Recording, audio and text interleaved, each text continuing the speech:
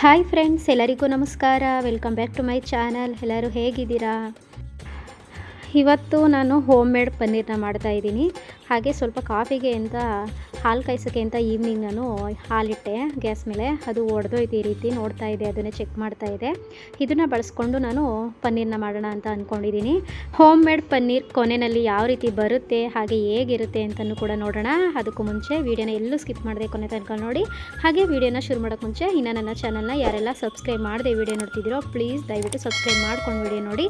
ಜೊತೆಗೆ ನೀವಿನ್ನೂ ನನಗೆ ಹೆಚ್ಚೆಚ್ಚು ಸಪೋರ್ಟ್ ಮಾಡೋದ್ರಿಂದ ನನಗೂ ಇನ್ನೂ ಒಂದು ರೀತಿ ಒಳ್ಳೆ ಮೋಟಿವೇಶನ್ ಸಿಕ್ತಂಗೂ ಕೂಡ ಆಗುತ್ತೆ ಅಂತ ಹೇಳ್ತಾ, ಮೊದಲಿಗೆ ನಾನಿಲ್ಲಿ 1 ಕಪ್ ಆಗುವಷ್ಟು ಮಿಲ್ಕ್ ಪೌಡರ್ನ ತೊಗೋತಾ ಇದ್ದೀನಿ. ಇದು ಬಂದು ಅಂಗನವಾಡಿಲೆಲ್ಲ ಕೊಡ್ತಾರಲ್ಲ ಅದೇ ಪೌಡರು. ಸೊ ಮನೇಲಿತ್ತು, ಅದನ್ನೇ ಕೂಡ ಬಳಸ್ಕೊತಾ ಇದ್ದೀನಿ. ಇದರಲ್ಲಿ ತುಂಬಾ ಒಳ್ಳೆ ರೀತಿ ಫ್ಯಾಟ್ ಇರುತ್ತೆ, ಹಾಗೆ ತುಂಬ ಗಟ್ಟಿ ಇರುತ್ತೆ ಪೌಡರು ಅಂತ ಹೇಳ್ಬೋದು. ಹಾಗಾಗಿ ಇದನ್ನು ಯೂಸ್ ಮಾಡ್ಕೊಳ್ಳೋಣ ಅಂತ ಮಾಡ್ತಾ ಇದ್ದೀನಿ. 1 ಕಪ್ಪು ಹಾಲು ಪೌಡರ್ಗೆ 4ರಿಂದ 5 ಕಪ್ ಆಗುವಷ್ಟು ನೀರನ್ನು ಹಾಕೋತಾ ಇದ್ದೀನಿ. ಫಸ್ಟು 1 ಕಪ್ ಪೌಡರ್ಗೆ ನಾನಿಲ್ಲಿ 3 ಕಪ್ಪು ನೀರನ್ನು ಆ್ಯಡ್ ಮಾಡಿಕೊಂಡು ಚೆನ್ನಾಗಿ ಮಿಕ್ಸ್ ಮಾಡ್ತಾ ಬಂದೆ. ಇನ್ನೊಂದು ಸ್ವಲ್ಪ ಗಟ್ಟಿ ಅಂತ ಅನ್ನಿಸ್ತು, ಹಾಗಾಗಿ ಮತ್ತೆ 1ರಿಂದ 1.5 ಗ್ಲಾಸ್ ಆಗೋಷ್ಟು ನೀರನ್ನು ಹಾಕೊಂಡಿದ್ದೀನಿ. ಟೋಟಲಿ 4ರಿಂದ 4.25 ಗ್ಲಾಸ್, ಒಟ್ಟಲ್ಲಿ 5 ಗ್ಲಾಸ್ ಹಾಕೊಂಡ್ರೂ ಕರೆಕ್ಟಾಗಿ ಮೆಜರ್ಮೆಂಟ್ ಚೆನ್ನಾಗಿ ಬರುತ್ತೆ. ಇದನ್ನೆಲ್ಲ ಸ್ವಲ್ಪ ಚೆನ್ನಾಗಿ ಕೆಳಗಡೆ ಇಟ್ಕೊಂಡು ಮಿಕ್ಸ್ ಮಾಡಿಕೊಂಡು ನಂತರ ಇಲ್ಲಿ ಸ್ಟವ್ ಆನ್ ಮಾಡಿಕೊಂಡು ಸ್ಟವ್ ಮೇಲೆ ಇಟ್ಕೊಂಡಿದ್ದೀನಿ ಕುದಿಯೋಕ್ಕೆ ಅಂತ. ಚೆನ್ನಾಗಿ ಕುದಿ ಬರ್ತಾ ಇದೆ. ಹಾಲು ಚೆನ್ನಾಗಿ ಕಾಯಬೇಕು ಸ್ವಲ್ಪ. ಹಾಗೆ ಸ್ವಲ್ಪ ನಾನು ಕಾಫಿಗೆ ಅಂತ ಇಟ್ಟಿದ್ನಲ್ಲ ಆ ಹಾಲನ್ನು ಕೂಡ ಇದರೊಳಗಡೆ ಸೇರಿಸ್ಕೊಂಡಿದ್ದೀನಿ, ಒಡೆದಿರೋ ಹಾಲನ್ನು. ಫಸ್ಟೇ 1ರಿಂದ 1-2 ನಿಮಿಷ ಚೆನ್ನಾಗಿ ಹಾಲನ್ನು ಕುದಿಸ್ಕೋಬೇಕು. ನೋಡ್ಬೋದು, ಇದು ನೊರೆ ಏರಿದೆ, ಎಲ್ಲ ಕೂಡ ಮೇಲ್ಗಡೆ ಬರ್ತಾ ಇದೆ ಕುದಿದು ಚೆನ್ನಾಗೆ. ಈ ಟೈಮಲ್ಲಿ ನಾವು 1-2 ಸ್ಪೂನಿಂದ 3 ಸ್ಪೂನ್ ಆಗುವಷ್ಟು ವಿನೆಗರ್ನ ಹಾಕೋತಾ ಇದ್ದೀನಿ. ಇಲ್ಲಿ ಬೇಗ ಒಡ್ಕೊಳ್ಳಿ ಹಾಲು ಅಂತ ಹೇಳಿಬಿಟ್ಟು 3 ಸ್ಪೂನ್ ಆಗುವಷ್ಟೇ ವಿನೆಗರ್ನ ಆ್ಯಡ್ ಮಾಡಿಕೊಂಡೆ. ವಿನೆಗರ್ ಬೇಡ ಅಂತ ಹೇಳೋರು ನಿಂಬೆ ಹಣ್ಣನ್ನು ಕೂಡ 1-2 ಹೋಳಾಗುವಷ್ಟು ನಿಂಬೆ ರಸನ ಹಾಕ್ಕೊಂಡ್ರೆ ಬೇಗನೆ ಹಾಲು ಒಡೆದೋಗ್ಬಿಡುತ್ತೆ. ನೋಡ್ತಾ ಇರ್ಬೋದು, ತುಂಬ ಬೇಗನೆ ಹಾಕಿದ್ದು ಇಮಿಡಿಯೇಟು ಬೇಗನೆ ಹಾಲು ಒಡೆದೋಯ್ತು. ಇವಾಗ ಮತ್ತೆ ಒಂದು ರೀತಿ ಚೆನ್ನಾಗಿ ನಾನು ಮಿಕ್ಸ್ ಮಾಡ್ಕೋತಾ ಇದ್ದೀನಿ. ಇದೆಲ್ಲ ಫುಲ್ಲು ಹಾಲೆಲ್ಲ ಒಡೆದು ಈ ರೀತಿ ನಮಗೆ ಪನ್ನೀರ್ ಟೈಪಲ್ಲಿ ಬರಬೇಕು. ಸೈಡಲ್ಲಿ ಹೊಡ್ಕ್ಲು ಥರ ಹಾಲು ಬರಬೇಕು. ಈ ರೀತಿ ಪೂರ್ತಿ ಅದೇ ಥರ ಆಗಬೇಕು. ನೀರೇ ಬೇರೆ ಸಪ್ರೇಟ್ ಆಗಬೇಕು, ಹಾಲು ಹೊಡೆದಿರೋದೇ ಬೇರೆ ನಮಗೆ ಸಪ್ರೇಟು ಸೈಡಿಗೆ ಬರಬೇಕು. ಆ ರೀತಿ ತನಕ 1 ನಿಮಿಷ ತನಕ ನಾನು ಕುದಿಸ್ಕೊತಾ ಇದ್ದೀನಿ. ಇವಾಗ ಕಂಪ್ಲೀಟಾಗೆ ರೆಡಿಯಾಗಿದೆ ಪನ್ನೀರ್ ಮಾಡ್ಕೊಳ್ಳೋದಕ್ಕೆ. ಹಾಗೆ ಇದನ್ನು ಸ್ವಲ್ಪ ತಣ್ಣಗಾಗೋದಕ್ಕೆ ಸ್ಟವ್ ಆಫ್ ಮಾಡಿ ಬಿಟ್ಬಿಡ್ತಾ ಇದ್ದೀನಿ. ಬೇಗ ಫ್ಯಾನ್ ಕೆಳಗಡೆ ಇಟ್ಬಿಟ್ಟು ಬೇಗನೆ ತಣ್ಣಗೆ ಮಾಡಿಕೊಂಡೆ ನಾನು. ಇದನ್ನು ನಾನು ನೈಟು ಮಾಡ್ತಾ ಇರುವಂಥದ್ದು. ಹಾಗೆ ಇದನ್ನು ಸ್ವಲ್ಪ ಸೋದಿಸ್ಕೊಳ್ಳೋಣ ಅಂತ ಹೇಳಿಬಿಟ್ಟು ಈ ಥರ ಒಂದು ಕಾಟನ್ ಕರ್ಚೀಫ್ನ ತೊಗೋತಾ ಇದ್ದೀನಿ. ಕಾಟನ್ ಕರ್ಚೀಫು ಇಲ್ಲ ಯಾವುದಾದ್ರೂ ಈ ರೀತಿ ಕಾಟನ್ ಬಟ್ಟೆನ ತೊಗೊಂಡು ಅದೇನಿದೆ ಹಾಲು ಹೊಡೆದಿರೋದೆಲ್ಲನೂ ಕೂಡ ಈ ರೀತಿ ನಾವು ಹಾಕೋಬೇಕಾಗುತ್ತೆ. ಈ ಥರ ಸೋಸ್ಕೊಂಡಾಗ ನೀರೇನಿರುತ್ತೆ ಫುಲ್ ಸಪ್ರೇಟ್ ನೀರೇನಿರುತ್ತೆ ಅದು ಕೆಳಗಡೆ ಪಾತ್ರೆಗೆ ಬೀಳುತ್ತೆ. ಹಾಗೆ ಪನ್ನೀರ್ ಥರ ಏನಿರುತ್ತೆ ಅದು ಕರ್ಚೀಫಲ್ಲೇ ಉಳಿದೋಗುತ್ತೆ. ಆಗ ನಾವು ಈ ರೀತಿ ಎಲ್ಲನೂ ಫುಲ್ಲು ತೊಗೊಂಡು ಫುಲ್ ಅದು ಹುಳಿ ಅಂಶ ಎಲ್ಲ ಕೆಳಗಡೆ ಬಿದ್ದೋಗ್ಬಿಡ್ಬೇಕು. ಆ ರೀತಿ ನಾನು ಫುಲ್ಲು ಇಂಟ್ಕೋತಾ ಇದ್ದೀನಿ ಕೈಯಿಂದನೇ. ವಿನೆಗರು ಇಲ್ಲ ನಿಂಬೆ ರಸ ಎಲ್ಲ ಹಾಕಿರ್ತೀವಲ್ಲ, ಹಾಗಾಗಿ ಪನ್ನೀರು ನಮಗೆ ಲಾಸ್ಟಲ್ಲಿ ಹುಳಿ ಥರ ಅನ್ನಿಸ್ಬಾರ್ದು ಅಂತ ಹೇಳಿಬಿಟ್ಟು ಫುಲ್ಲು ಅದ್ರದ್ದು ಏನು ರಸ ಇದೆ ಹಾಲಿನ ರಸ ಎಲ್ಲ ಅದನ್ನೆಲ್ಲ ತೆಗೆದು ಹಾಕ್ತಾಯಿದ್ದೀನಿ ಈ ರೀತಿ ನಾನು. ಇನ್ನು ನೆಕ್ಸ್ಟು ಈ ನೀರನ್ನೆಲ್ಲ ಚೆಲ್ಲಿದೆ ಮತ್ತು ಅದೇ ಪಾತ್ರೆಗೆ ನಾನು ಮತ್ತೆ ಕರ್ಚೀಫನ್ನೆಲ್ಲ ಈ ರೀತಿ ಹಾಕೋತಾ ಇದ್ದೀನಿ.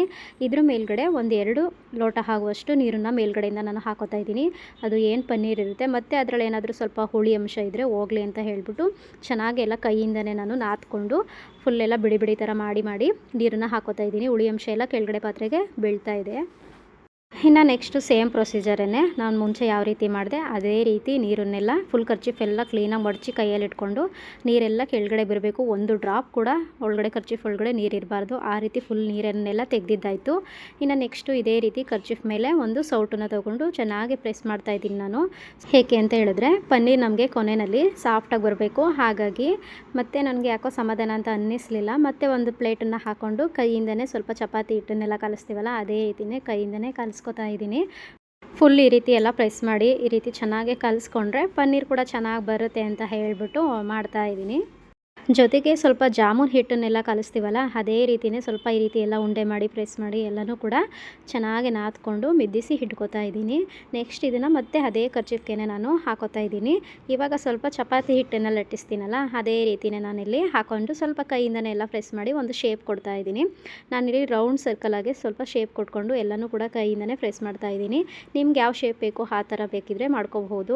ಹಾಗೆಯೇ ನಾನು ಸ್ವಲ್ಪ ಹಾಲು ಪೌಡ್ರನ್ನ 1 ಕಪ್ ಆಗುವಷ್ಟು ಅಷ್ಟೇ ತೊಗೊಂಡಿರೋದು. ಸೊ ಹಾಗಾಗಿ ಸ್ವಲ್ಪ ಇದು ಮಂದ ಸ್ವಲ್ಪ ಕಡಿಮೆ ಬಂದಿದೆ.